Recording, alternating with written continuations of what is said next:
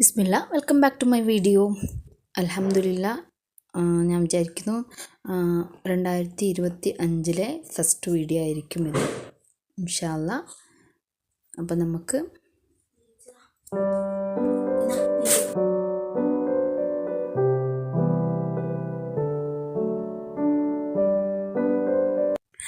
ഇന്ന് ഞാൻ ഒരു മട്ടൻ ബിരിയാണി ഉണ്ടാക്കുന്ന റെസിപ്പി ആയിട്ട് വന്നിട്ടുണ്ട്. അപ്പോൾ നമുക്ക് കുക്കർ നല്ല രീതിയിലൊന്ന് ചൂടാക്കിയെടുക്കുക. എന്നിട്ട് നമ്മൾ ഏത് യൂസാക്കുന്ന ഓയിലുണ്ട്, കോക്കനട്ട് ഓയിലായാലും ഇല്ല സൺഫ്ലവർ ആയാലും ഏത് നമുക്ക് യൂസാക്കാൻ പറ്റും അത് നമുക്ക് എടുത്ത് കുറച്ച് ഒഴിക്കാം. എന്നിട്ട് നമുക്ക് ഒരു 2 സവാള ഉള്ളി നല്ല നേരിയ രീതിയിലൊന്ന് കട്ടാക്കിയിട്ട് നമുക്ക് അതൊന്ന് ഫ്രൈ ആക്കിയെടുക്കാം. ഈ മട്ടൻ ബിരിയാണിക്കൊരു പ്രത്യേകത ഉണ്ട്. എന്തെന്ന് പറഞ്ഞാൽ ഇത് മിക്സഡ് മട്ടൻ ബിരിയാണി അല്ല. ആ മിക്സഡ് മട്ടൻ ബിരിയാണി ഉണ്ടാക്കുമ്പോൾ എനിക്ക് തോന്നുന്നത് നമ്മളെ മട്ടൻക്ക് ഒരു ടേസ്റ്റും ഉണ്ടാവില്ല, അതുപോലെ ഉണ്ടാവും ഒരു ബിരിയാണി. പക്ഷേ ഇത് നമ്മൾ തലശ്ശേരി ബിരിയാണിൻ്റെ ഒരു രീതിയിൽ ഉണ്ടാക്കുന്ന, പക്ഷേ നമ്മൾ ചോറിലും നമ്മൾ മട്ടനിലും സെയിം ടേസ്റ്റ് ആയിരിക്കും. ട്രസ്റ്റ് മീ, ഇതുണ്ടാക്കി നോക്കുക, എല്ലാവരും ഇതുണ്ടാക്കി നോക്കിയാൽ ഇഷ്ടപ്പെട്ട് ആരെങ്കിലും ഗസ്റ്റ് വരുന്ന സമയത്ത് നമ്മൾ അത് തന്നെ മട്ടൻ ബിരിയാണി തന്നെ ഉണ്ടാക്കാൻ ശ്രമിക്കും. എല്ലാവർക്കും ഉണ്ടാക്കി നോക്കാം. നല്ല രീതിയിലൊന്ന് ഫ്രൈ ആക്കിയെടുക്കാം.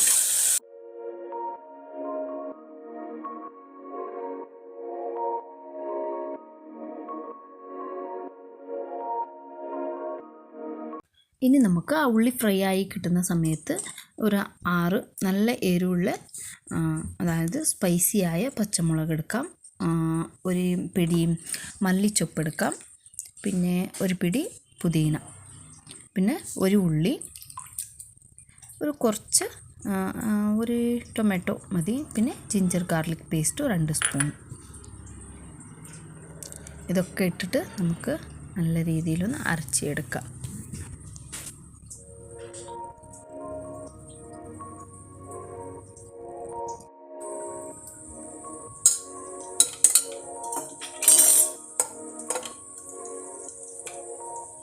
ആ പച്ച മസാല എല്ലാം അരച്ചെടുത്തതെല്ലാം നമുക്ക് കുക്കറിലോട്ട് മാറ്റി അതിൻ്റെ സ്മെല്ല് പച്ചമണം മാറി കിട്ടുന്നത് വരെ നമുക്കൊന്ന് നല്ല രീതിയിലൊന്ന് ആ എണ്ണയിൽ ഫ്രൈ ആക്കി എടുക്കാം.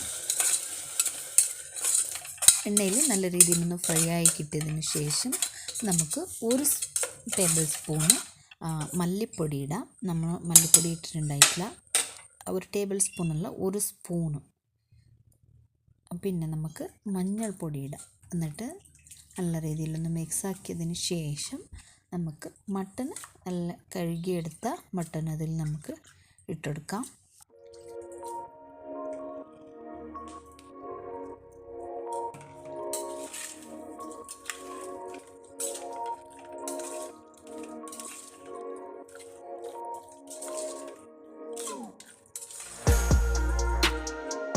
മട്ടണ് ആ ഗ്രേവിയിൽ നല്ല രീതിയിലൊന്ന് മിക്സാക്കി എടുത്തതിന് ശേഷം കുറച്ച് നമുക്ക് വെള്ളം ഒഴിച്ച് കൊടുക്കാം. എന്ന് പറഞ്ഞാൽ അടിക്ക് പിടിക്കാതെ ഇരിക്കണമല്ലേ. അപ്പോൾ നമുക്കത് വെന്ത് കിട്ടുന്ന സമയത്ത് മട്ടണിലും വെള്ളം ഉണ്ടാവും, ചിലപ്പോൾ മട്ടണിൽ വെള്ളം ഇല്ലാതായിപ്പോയാൽ അപ്പോൾ നമുക്കൊരു 2-3 സ്പൂണ് അത് വെള്ളം ഒഴിച്ച് കൊടുക്കാം. എന്നിട്ട് നല്ല രീതിയിലൊന്ന് വെന്ത് കിട്ടണം, നല്ല പൊടിയാകുന്ന രീതിയിലൊന്ന് വെന്ത് കിട്ടണം. എന്നാൽ മാത്രമേ നമ്മൾ ഉണ്ടാക്കുന്ന ബിരിയാണിയിൽ നല്ല ടേസ്റ്റ് ഉണ്ടാവും, ഇൻഷാ അല്ലാ.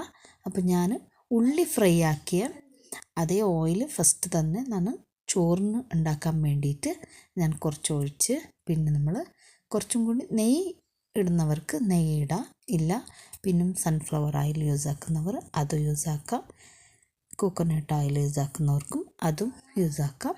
നല്ല രീതിയിലൊന്ന് ചൂടായി കിട്ടുന്ന സമയത്ത് നമുക്ക് പട്ട, കറാമ്പ്, ഏലക്ക, ഇത് പിന്നെ ഫ്ലവർ എന്നെ ഇത്ര സാധനങ്ങൾ നമുക്ക് എണ്ണയിലിട്ടൊന്ന് നല്ല രീതിയിലൊന്ന് ഫ്രൈ ആക്കി എടുക്കാം.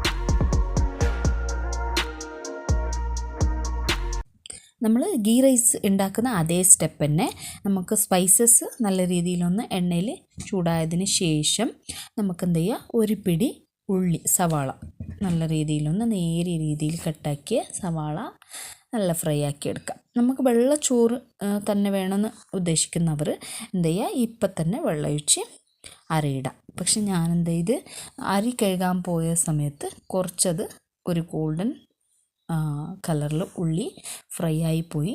പക്ഷേ എന്നാലും കുഴപ്പമില്ല, നമുക്ക് അങ്ങനെ തന്നെ അരയിട്ടാലും കുറച്ചൊരു കളർ മാറ്റം ചോറിലുണ്ടാവും. അത്ര തന്നെ ടേസ്റ്റുള്ളൊരു മാറ്റവും ഉണ്ടാവില്ല.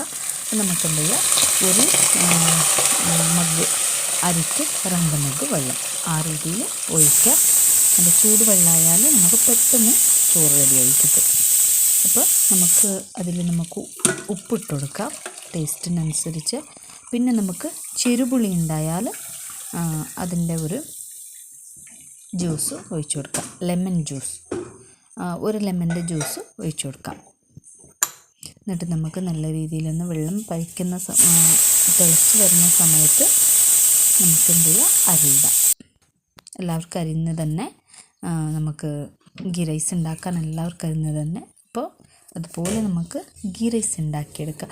ചിലവരെന്ത് ചെയ്യുമെന്ന് പറഞ്ഞാൽ വെള്ളത്ത് അരയിട്ടിട്ട് ആ ചോറിനെ വാർത്തിയെടുക്കും, ഒരു പാത്രത്തിലോട്ട് വാർത്തിയെടുത്ത് പിന്നെ നമുക്ക് ദമ്മിടും.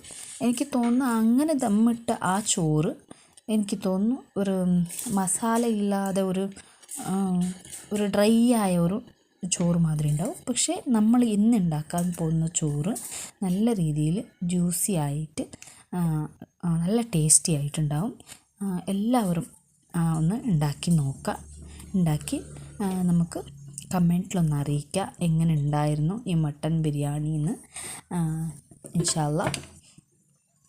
ഇപ്പോൾ സബ്സ്ക്രൈബ് ചെയ്യാതെ കാണുന്നവർ ആരെങ്കിലും ഉണ്ടെങ്കിൽ ഒന്ന് സബ്സ്ക്രൈബ് ചെയ്യുക, സപ്പോർട്ട് ചെയ്യുക, ലൈക്ക് ചെയ്യുക, ഷെയർ ചെയ്യുക, കമൻറ്റ് ചെയ്യുക.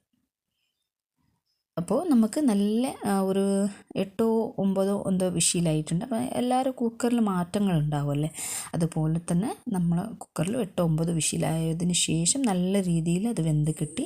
അപ്പോൾ ഞാനെന്ത് ചെയ്തു പറഞ്ഞാൽ ആ ഓയിലിനെ ഒരു കപ്പിൽ മാറ്റിയെടുത്ത്, അതായത് മട്ടൻ വേവിക്കുമ്പോൾ അതിൽ ഓയിൽ വരുമല്ലേ, ആ ഓയിൽ ഞാൻ മാറ്റിയെടുത്ത് എന്നിട്ട് നമ്മളൊരു പാൻ, നല്ല അടികട്ടിയുള്ള പാൻ എടുത്ത് വെച്ച് ആ പാനിൽ നമ്മൾ മട്ടൻ കറിയിൽ വന്ന ഓയിലുണ്ടല്ലോ അതിന് നമ്മളെടുത്ത് യൂസാക്കുന്നു.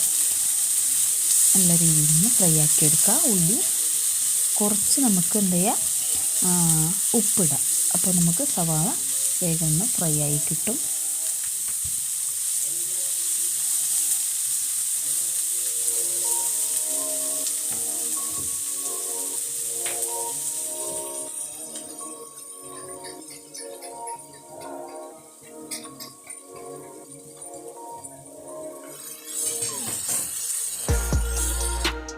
ഉള്ളി ഫ്രൈ ആയതിന് ശേഷം നമുക്ക് ഒരു 3 ടൊമാറ്റോ ഇടാം. നല്ല ഗ്രേവി ഉണ്ടാവാൻ വേണ്ടിയിട്ട് ഈ 3 ടൊമാറ്റോ ഇടുന്നത്. നല്ല രീതിയിലൊന്ന് വെന്ത് കിട്ടട്ടെ ടൊമാറ്റോ. എന്നിട്ട് നമുക്ക് ബാക്കിയുള്ള നമ്മളെ ഗ്രേവിനെ ഇതിൽ മാറ്റാം.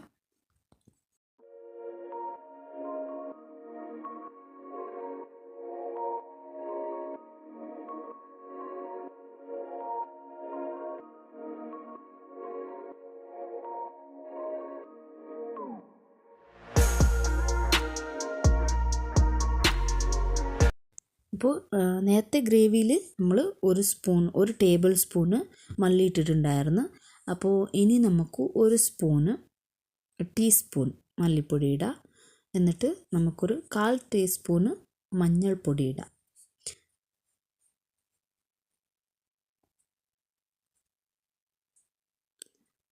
ഒന്ന് ഫ്രൈ ആക്കി എടുക്കാം. ഇനി നമുക്ക് ഗരം മസാലയും പിന്നെ മട്ടൺ മസാലയും നമുക്കിടാം.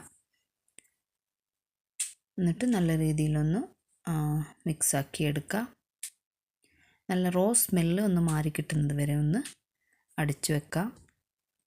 എന്നിട്ട് നമുക്ക് നമ്മളെ ഗ്രേവി ഉണ്ടായിരുന്നല്ലേ മട്ടൻ്റെ, അത് നമുക്കിതിലിട്ട് മിക്സാക്കി ഈ ഗ്രേവി എല്ലാം ഒന്ന് നല്ല രീതിയിലൊന്ന് മിക്സാക്കി എടുക്കുക. എന്നിട്ട് വെള്ളമെല്ലാം ഒന്ന് വറ്റിയിട്ട് നല്ല രീതിയിലൊന്ന് ഗ്രേവി ആയി കിട്ടുന്നത് വരെ ഒന്ന് തിളപ്പിച്ചെടുക്കുക. എന്നിട്ട് നമുക്ക് കുറച്ച് നേരം അടച്ചു വെക്കുക.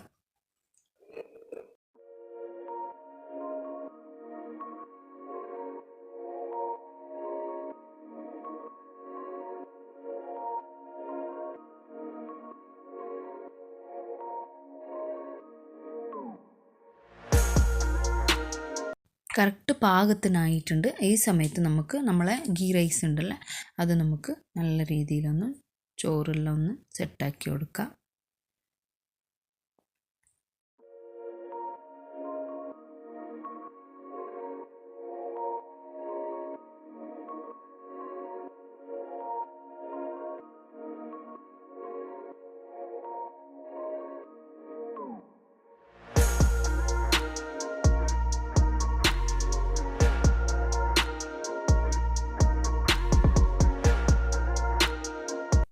നമ്മൾ ഗീ റൈസ് ഒന്ന് ഫുള്ള് സെറ്റാക്കി എടുത്തതിന് ശേഷം നേരത്തെ ഞാൻ മാറ്റി വെച്ചിട്ടുണ്ടായിരുന്ന ആ മട്ടൻ്റെ എണ്ണ ഉണ്ടല്ലോ, അത് നമുക്ക് നമ്മളെ ചോറിൻ്റെ മേലിൽ ഒഴിച്ചു കൊടുക്കുക.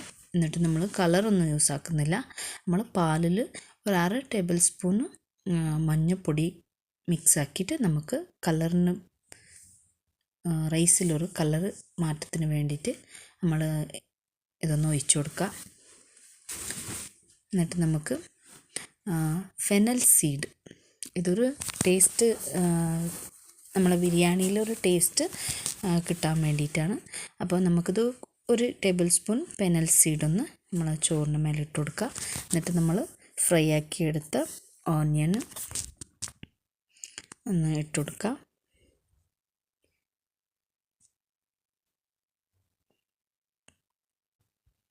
ഇനി നമുക്ക് കട്ടാക്കി വെച്ച പുതിന യൂസ് ചെയ്യുന്നവർക്ക് പുതിന ഇടാം, മല്ലിച്ചപ്പ്, പുതിന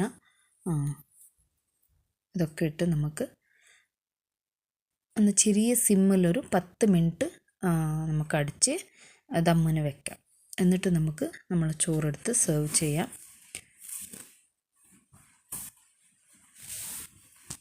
അപ്പോൾ നമുക്ക് ബിരിയാണിൻ്റെ കൂടെ കഴിക്കാൻ നമുക്ക് ഒരു 5 മിനിറ്റ്സ് സലാഡ് ഉണ്ടാക്കുന്നത് എങ്ങനെയെന്ന് പറഞ്ഞുതരാം. നമുക്ക് ക്യൂക്കുംബർ എടുക്കാം. ഒരു ക്യൂക്കുംബർ നല്ല രീതിയിലൊന്ന് കട്ടാക്കി എടുക്കാം. എന്നിട്ട് നമുക്ക് ഉള്ളി എടുക്കാം, പച്ചമുളകും, പിന്നെ നമുക്ക് ഉറുമാമ്പഴം പൊമോഗ്രാനൈറ്റ് എടുക്കാം. എന്നിട്ട് നമ്മൾ കേർഡ് കുറച്ച് ഒഴിച്ച് ടേസ്റ്റിന് ഉപ്പിടാം. നല്ല രീതിയിലൊന്ന് മിക്സാക്കി എടുക്കാം. നമ്മളെ സലാഡ് റെഡിയായി. നമുക്ക് സലാഡ് നമ്മളെ ചോറൊന്ന് സെർവ് ചെയ്യാം. അൽഹംദുലില്ലാ, എല്ലാവർക്കും ഇഷ്ടപ്പെട്ടെന്ന് ഞാൻ വിചാരിക്കുന്നു. ഇഷ്ടപ്പെട്ട ലൈക്ക് ചെയ്യുക, ഷെയർ ചെയ്യുക, കമൻറ്റ് ചെയ്യുക. ഇൻഷാ അല്ലാഹ് ഇനിയൊരു നല്ലൊരു വീഡിയോ ആയിട്ട് കാണുന്നത് വരെ ബി ഹാപ്പി, ബി പോസിറ്റീവ്. ഇൻഷാ അല്ലാഹ്, ബൈ ബൈ.